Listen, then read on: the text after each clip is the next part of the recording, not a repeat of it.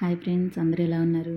నేనైతే బాగున్నానండి. ఈరోజు వచ్చేసి పైన పిక్ కనిపిస్తుంది కదా, సేమ్ అదే model blouse stitching and cutting అయితే చూపిస్తాను.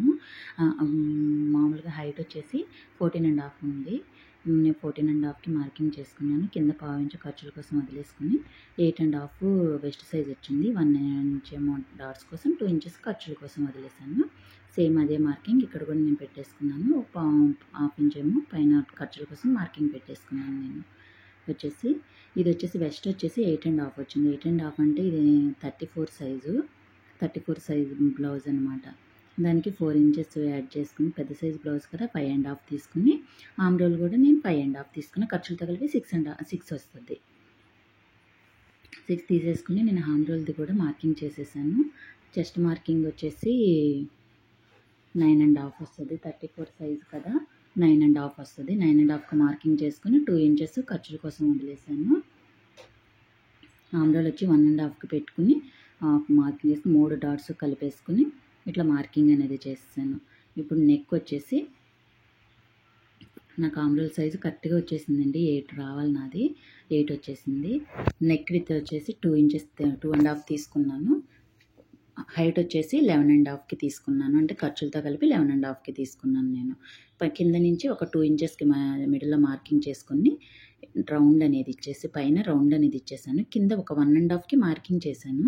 ఇంకా ఇట్లా డబ్బా షేప్లో రాంబస్ షేప్ ఉంటుంది కదా, ఆ షేప్లో నేనైతే మార్కింగ్ చేసేసి నేను బ్లౌజ్ అయితే కటింగ్ చేసేస్తున్నాను. ఇది నేను బక్రం క్లాత్ మీదే నెక్ అనేది స్టిచ్ చేస్తాను. అందుకే నేను నెక్ అనేది కట్ చేయలేదు. చూడండి, నేను మళ్ళీ చూపిస్తున్నాను.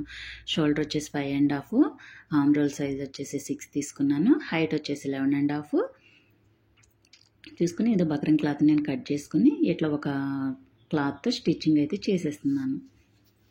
ఇది ఎందుకంటే మెయిన్ ఫ్యాబ్రిక్ వచ్చేసి సిల్క్ క్లాత్, అందుకోసం అని చెప్పేసి నేను బక్రం క్లాత్ అనేది తీసుకున్నాను. స్ట్రిప్గా ఉంటుంది అని చెప్పేసి.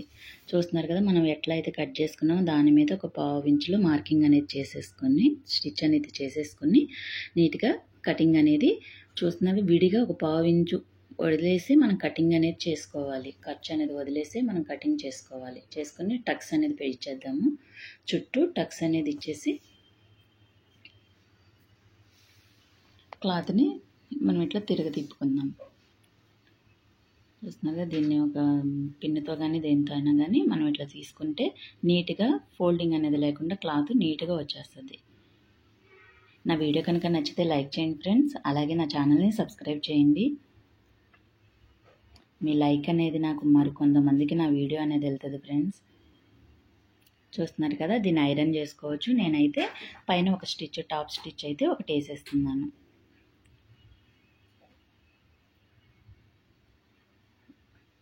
నెక్కి చూటిగా నేనైతే పైన టాప్ స్టిచ్ అనేది ఒకటి నీట్గా వేసుకుంటూ వచ్చేసాను.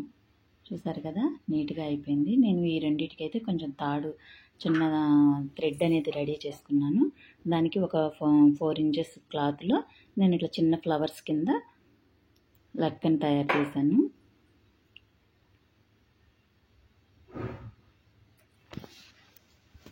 చూసారు కదా, చిన్న చిన్న ఫ్లవర్స్తో ముద్దుగా భలే ఉంటాయి.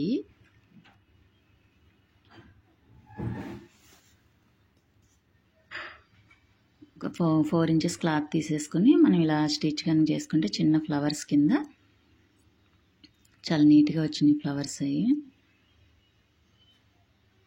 వీటిని నేను నెక్కి స్టిచ్ చేస్తున్నాను. చూడండి, 2 థ్రెడ్స్ని నేను కిందకి నెక్కి అనేది స్టిచ్ చేసి రెండింటిని కలిపి ఒక 3 అయితే వేసేస్తున్నాను. అంతేనండి, ఈ మోడల్ నెక్ అనేది చాలా సింపుల్గా రెడీ అయిపోయింది. చూసారా, నేను డాట్స్ కూడా మార్కింగ్ చేసేసుకుని డాట్స్ కూడా వేసేసుకుంటున్నాను. డాట్స్ ఎలా వేసుకోవాలో తెలుసు కదా. స్టార్టింగ్ ఫోల్డింగ్ కాడ నుంచి 4 ఇంచెస్ మార్కింగ్ చేసుకుని పైనకి ఒక 4 ఇంచెస్ మార్కింగ్ చేసుకుని హాఫ్ ఇంచ్లో డాట్స్ అనేది వేసేసుకోవాలి. ఇట్లా లాస్ట్లో మనం నడుం దగ్గర కట్ చేసుకోవాలి. చూసారు కదా, నెక్ అయితే రెడీ అయిపోయిందండి. నా వీడియో కనుక మీకు నచ్చితే లైక్ చేయండి ఫ్రెండ్స్. అలాగే షేర్ చేయండి, సబ్స్క్రైబ్ చేయండి.